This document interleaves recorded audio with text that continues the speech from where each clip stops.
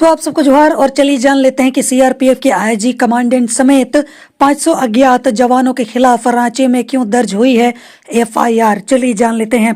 तो बोला यह जा रहा है कि सीआरपीएफ के आईजी कमांडेंट और 500 से ज्यादा अज्ञात जवानों के खिलाफ रांची के गोंदा थाने में प्राथमिकी जो है वो दर्ज कराई गई है।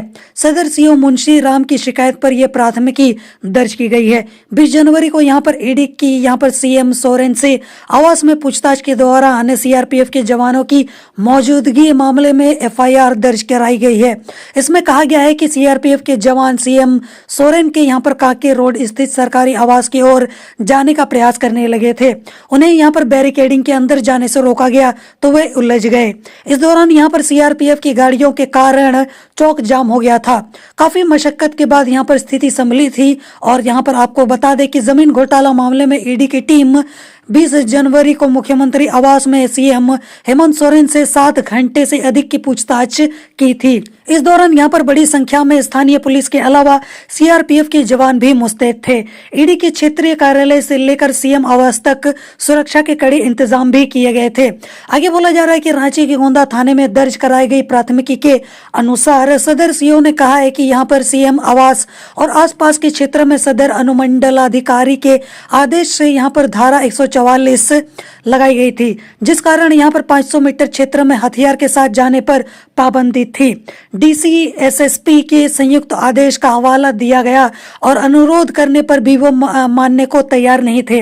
अधिकारियों व पुलिस कर्मियों से सीआरपीएफ के लोग उलझते रहे। काफी प्रयास के बाद जो स्थिति थी वो संभल गई। इसलिए यहाँ पर सीआरपीएफ के अधिकारियों व जवानों के खिलाफ प्राथमिकी दर्ज कर कानूनी कार्रवाई की जाए। आगे ये बोला जा रहा है कि प्रवर्तन निदेशालय के अधिकारियों ने भूमि घोटाले से जुड़े मनी लॉन्ड्रिंग मामले में झारखंड के मुख्यमंत्री सीएम सोरेन से 20 जनवरी को पूछताछ की थी।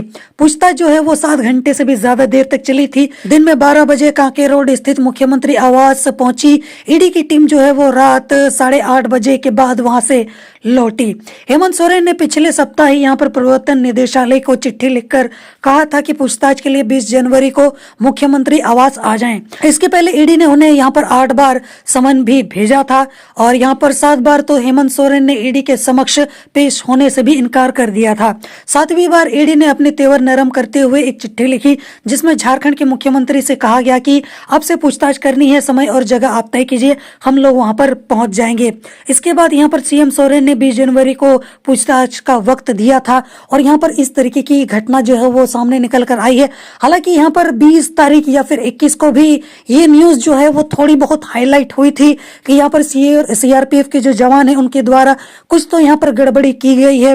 हालांकि 20 तारीख को ऐसी कोई न्यूज या फिर फुटेज या फिर फोटोज जो है वो लीक नहीं हुई थी जिसमें झड़प वगैरह पुलिस के साथ सीआरपीएफ का या फिर जो नियम का उल्लंघन कर रहे हैं या फिर प्रतिबंधित इलाके में चले गए हैं, इस तरीके की कोई भी चीज जो है वो न्यूज या फिर कुछ भी बहुत सारे आर्टिकल्स वगैरह भी आए नहीं थे। तो उस वजह से मैं भी कुछ कंफर्म होके नहीं बोल पाऊंगा कि वो घटना उस वक्त क्यों हाईलाइट में नहीं आई, क्यों किसी ने उस पर नजर नहीं डाला, क्योंकि जो मीडिया थी वो भी वहीं पर मौजूद थी, उन्हें दिखाई क्यों नहीं दिया, और अगर दिखाई भी दिया तो उन्होंने कवर क्यों नहीं किया। क्या यहाँ पर मीडिया की भी मिली भगत थी।